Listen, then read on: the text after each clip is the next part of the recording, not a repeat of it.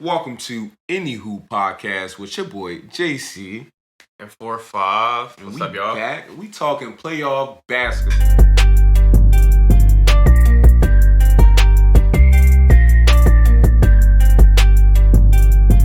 Feel me? Last episode I was by myself. We back. Mike is back. You feel me? 4-5. 4-5 like Mike back. 4-5 like Mike back. It's funny. I think that's the first time we got a chance to do that. Yeah, no, we're right. That's actually where the name came from, if y'all was wondering. Yeah, y'all hoop fans, so y'all should know. Yeah, exactly. That's the trivia question of the day. There you go, 4 or 5. All right, boom. We got to talk about Trae Young last night coming back. I was watching that game, and it's funny because the game going on, they still in it, right? First quarter, second quarter. First quarter is close. Mm-hmm. Second quarter, C's start doing their thing. It's starting to look like, it ain't going to happen for Trae Young. My job, I'm rooting for Trae Young right now because I need more rest for my man Embiid. So as much rest as possible for our guy Embiid is great. So I'm looking for Trae to win this joint. I'm like, it ain't looking too good, Trae. You know what I mean? But like third quarter was really weird because like I felt like both teams were playing tired. I felt like it was like, I felt no energy from the Celtics. And I felt like it was a lackluster energy from everybody except Trae Young.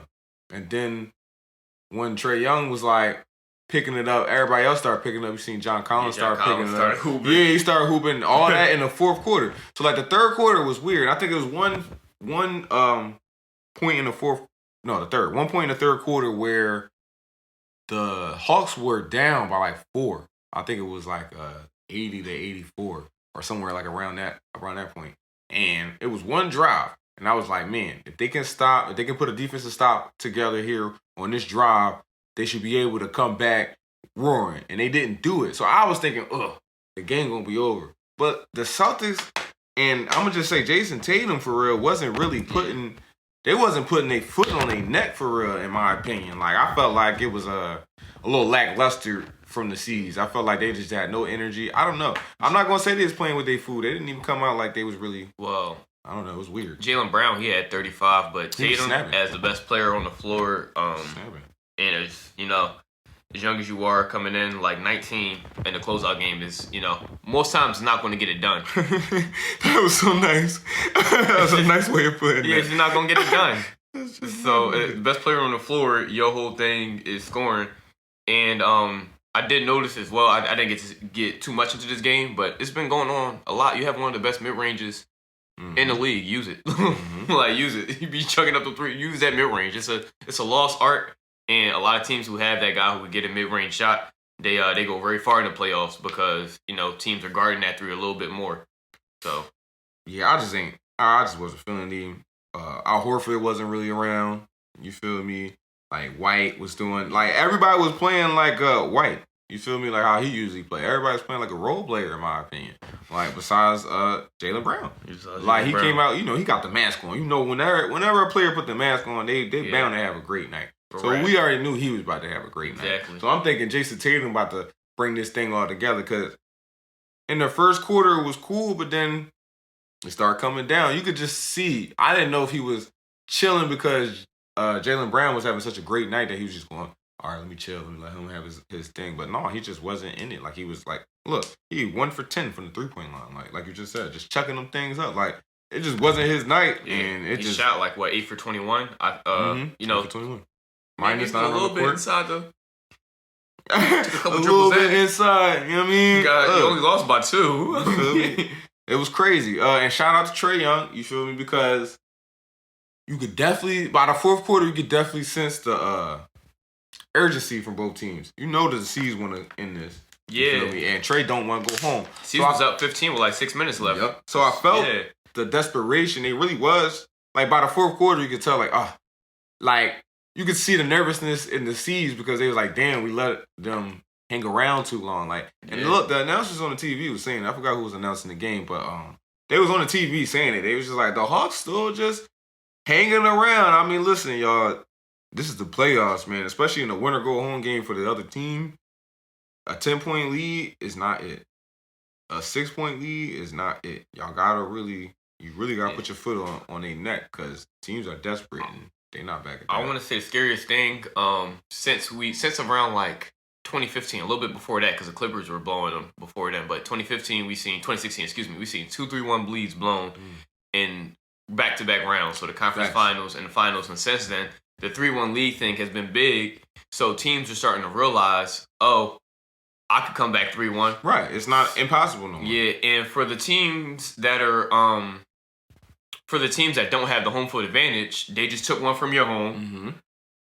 They're going back to Atlanta. You know the fans is hyped. They getting DeJounte Murray back. This was a must-win game where they don't have their second best player. Exactly. This was a must-win game.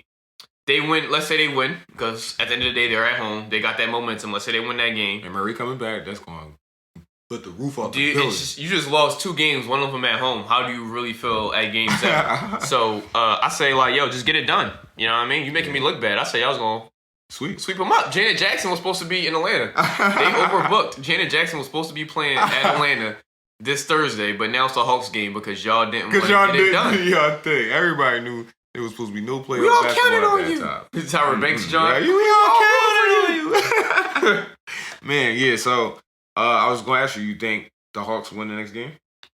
I think so, actually. I think so. Yeah, I think they win the next game as well. Depending on how they win the next game, depends on how I feel about like a game 7. Yeah. But I think they pull this one through with the momentum. Trey usually prides himself in being that underdog, and I think some players need to be an underdog or need to have that in order to, like, you know, move forward. And I think right now this win after not having his running man with him. I think that's right, cool. because I think DeJounte Murray's hyped too. If Murray was playing the game, it'd probably definitely be different because Trey was having a rough game, like, in the beginning. He definitely was having a rough game in the beginning. Shots just wasn't falling as frequent as the fourth quarter. Would you finish? Yeah. All right. One last thing I want to say about this game was Joe Mazzulla. He definitely told y'all about 6 minutes left. We gotta play the most disciplined basketball in these last minutes. And y'all did the total opposite. And the Celtics is one of those teams I see as like a disciplined team. So I don't know what it is, but it's like every playoffs. It's not my team, so it don't hurt as much. But every playoffs, we was just about to talk about this off camera. We stopped right before. But every playoffs is something the Celtics do. Whether that's on they always have great coaching, so it seems like it's on the floor. But I'm not in the huddle. I couldn't tell you. But every playoff is just something they do where it's like, yeah, they could make it to the finals. Or they could win this series, but they just do something that's just like iffy, off, and it's just like it's kind of like they throw themselves into it. Like they lost this game, you know what I mean? Like they gave this game to the Hawks. Yeah. That game went like Trey shouldn't have been in a position to shoot that game winner. So it was that's crazy. how I feel about that. And Jaylen Brown played better defense. You know that boy shooting. I don't know why you thought he was about to. You know he's shooting that. Walking down. You know he's shooting that thing. All right, next game. After that, we gotta talk about finally, we could talk about the failure of the Timberwolves, okay? Woo! Y'all suck. Sorry to inform y'all, but that little Rudy Gobert situation y'all did, giving up your whole team for Rudy Gobert, did not work. Y'all decided to hoop in game 5. like Rudy and Cat was hooping. Y'all decided to hoop like It's crazy because this happens to Rudy Gobert every postseason. He loses. He seems ineffective. He seems like overrated. You feel me? But sadly, y'all gave up too much for Rudy, so y'all not gonna be able to give him up. So the only thing y'all got left is Cat. Y'all gotta give him up. It's over for him. Sorry to inform y'all, he's not no star. He's not elite like y'all might have thought he was. You know, way back in the day when Anthony Davis was still on the Pelicans and they were going back and forth with each other. You know, like way back when. It's not that no more. It's done. We've been saying this all season, y'all. It's over. I don't know why y'all get your whole team trying to build around Cat and Rudy Gobert. I've noticed a lot of people commenting are basketball fans who was around for this time period, but there was a time where they did all the GMs did a vote, and it was like, oh, a player that you would build your franchise around right now, and Cat was a leading vote getter over Anthony Davis, over LeBron. He hasn't proven more than either at that point, but it was just like his trajectory. And, he was like one of those, you could see he was a great shooting big. He could get boards. He was the prototype new big for the NBA. So he was like a better shooter than AD around, pretty good rebounder, not as good as AD. But people didn't think they were tripping at that point. And now looking back, it's like he's arguably not even the second best player on the team.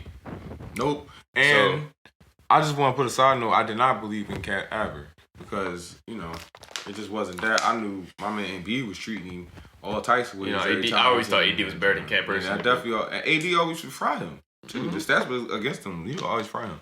So I always thought Cat was just a little overrated, and I wouldn't have built a team around him. I thought he was a piece that you put together with 2 stars. Yeah, I don't think it was a bad idea picking him first, but just because you're the first pick doesn't mean you have to be.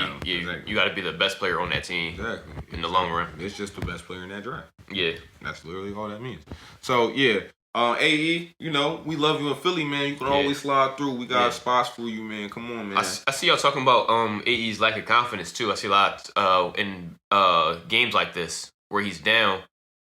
My rebuttal to that would be, you look around, you see who you got around with you. These want to win. And it's not a lack of confidence, y'all. It's he tired. Yeah, he's tired. I don't know if I ever brought it up on the pod specifically, but those guys that they traded to get Rudy Gobert, they definitely did bring this up earlier, were his friends. Yeah, so exactly.